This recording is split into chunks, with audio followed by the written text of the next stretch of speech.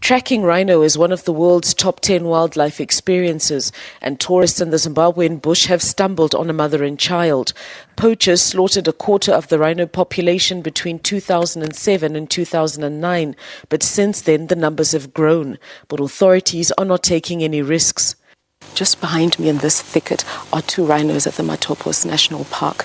The National Authority won't tell us exactly how many rhinos they have housed in this particular national park. They say it's just simply too dangerous to tell the outside world. Rhinos have been targeted here since the 1990s. Their horns peddled on Asia's black markets as an aphrodisiac and a cure for cancer.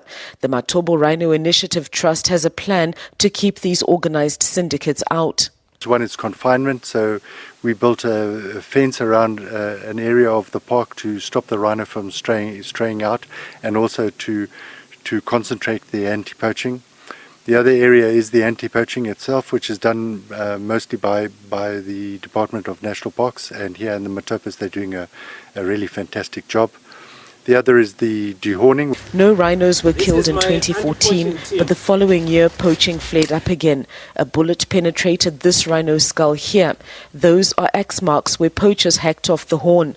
The trust says most rhinos don't die immediately and wander around riddled with bullet holes and horrific wounds. It's prompted a reward-based program so that the community can see the value of the living animal. The idea is to encourage the tourists to give some donations into our rhino cooking pot. So having a community presence that are involved in the national park, receive benefit from the national park, those are people that are going to be proactive in stopping poachers from moving into the park and poaching. The more poaching there is in the park, the less money the community receives from the rhino cooking pot. The reverse is also true.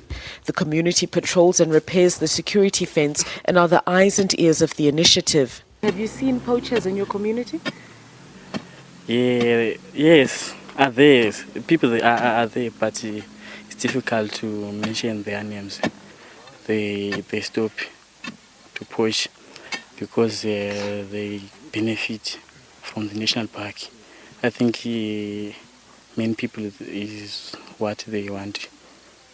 The world has been outraged at high-value wildlife poaching in Zimbabwe, but authorities say it hasn't always translated into the monetary support needed to protect the animals. The park's authority has a shoot-to-kill policy on poachers, but poverty and the community's simmering resentment over forced removal from their land to make way for the park has fueled indifference to and conflict with the animals.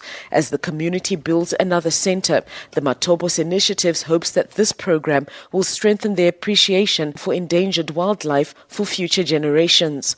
Shingai Nyoka, SABC News, Bulawayo, Zimbabwe.